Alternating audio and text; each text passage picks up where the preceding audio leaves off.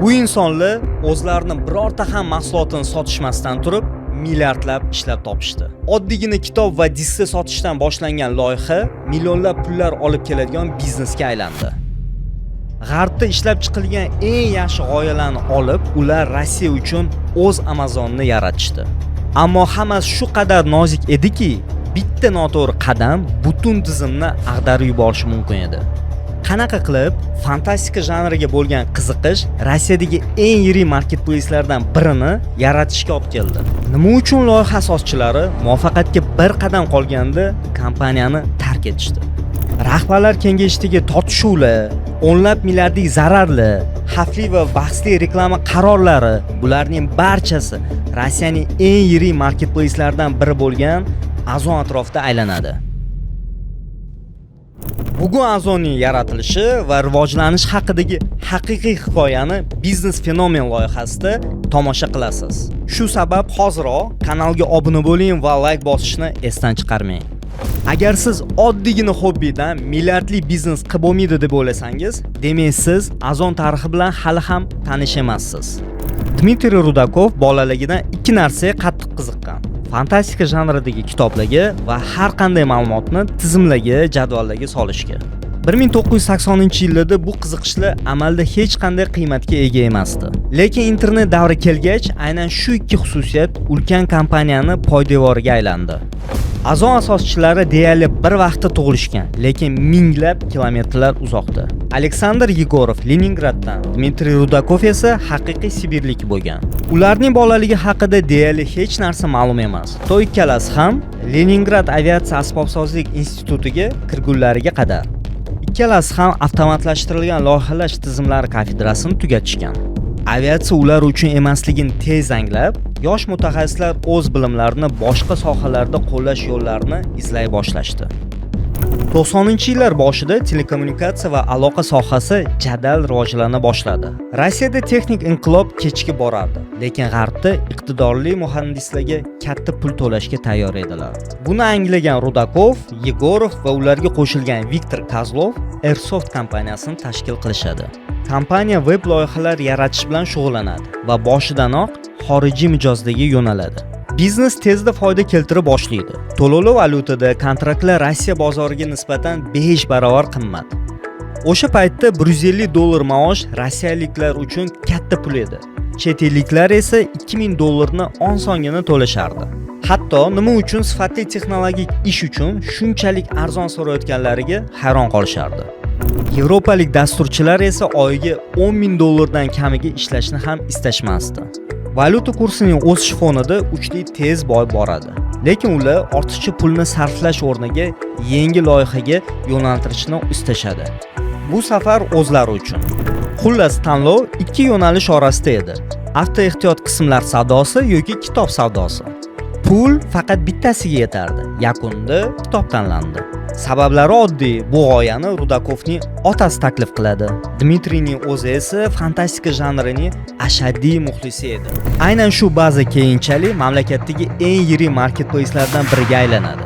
1996-yilda Terra Fantastika nashriyoti o'z saytida onlayn kitob do'konini ishga tushiradi. Tavsiflar va illyustratsiyalar bazasini yaratish uchun Airsoft pudratchi sifatida jalb qilinadi. Tizim aynan Rudakov avval tuzgan bazaga o'xshash bo'lishi kerak edi. 3 oyda ish bajariladi. Sayt qulay, funksional bo'lib chiqadi, keyin unga to'lov tizimi ham ulanadi. Lekin Rossiyada onlayn savdo deyarli imkonsiz edi. 1998-yilga kelib ham mamlakatda to'liq onlayn to'lov infratuzilmasi mavjud emasdi. Asosiy xaridorlar xorijda yashovchi ruslar edi. Amazonga o'xshashligi sababli servisga Ozon deb nom berishadi. Yuzerlar esa doim A harfini O bilan adashtirishardi. Shunday qilib Ozon paydo bo'ldi. Bu nom hayot gazi bilan bog'liq bo'lib, yoqimli assotsiatsiya uyg'otadi.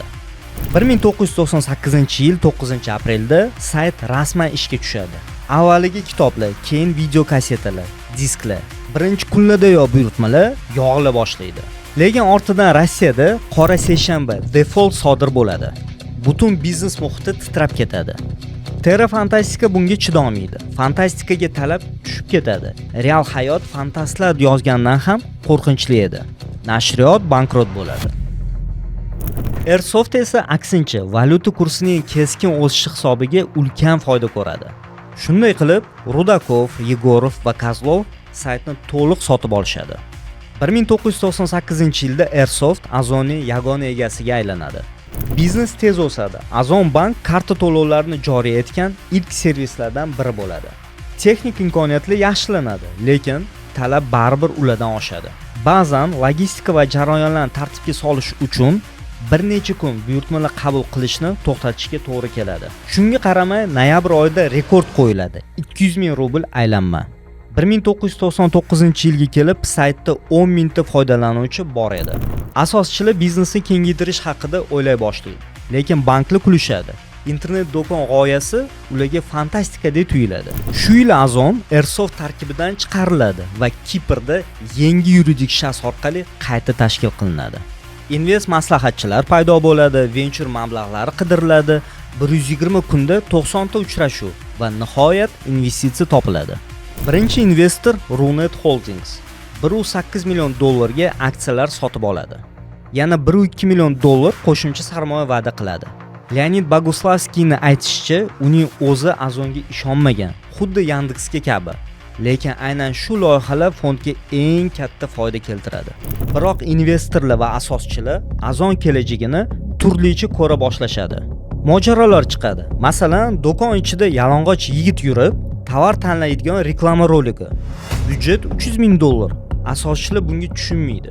Qarshiliklar kuchayadi. Biznes model, logistika, reklama hammasi bo'yicha qarashlar to'qnashadi. Oxir-oqibat Airsoft o'z ulushlarini sotishga qaror qiladi. Ular mamlakatdagi eng yirik marketplace'lardan birini yaratishdi, lekin uni qo'ldan chiqarishdi. Rudakov va Yegorov Ozonni o'sish cho'qqisida tark etishdi. Keyin aytishicha pushaymon emas, ularga shu paytda pul kerak edi. Mojarolar esa barcha kuchni so'rib bo'lgandi. Ular Airsoftni rivojlantirishda davom etishadi. 2003-yildan boshlab kompaniya OK, Rostelecom, Gazprom, Lukoil, Mazda, MTS, Philip Morris, RJD, S7, Tele2 kabi gigantlar uchun loyihalar qiladi. 2008-yilda daromad 500 million rubl, 2025-yilga kelib 6,5 milliard rubl. Ozon esa yangi rahbariyat ostida tez rivojlana boshlaydi. 2001-yilda elektronika sotish boshlanadi. 400 ta shaharga yetkazib berish yo'lga qo'yiladi. Ofislar, omborlar, kuryerlik xizmati ochiladi. 2009-yilda Ozon Travel ishga tushadi. 2013-yilda Travel brendi paydo bo'ladi. 2014-yilda kompaniyani 150 million dollarga AFK sistema va MTS sotib oladi. 2018-yilda MTS yana 1,1 milliard rubl investitsiya kiritadi. 2013-yilda Wildberries marketplace modeliga o'tgandi. Ozon esa bunga faqat 8 yil o'tib 2018-yilda keldi.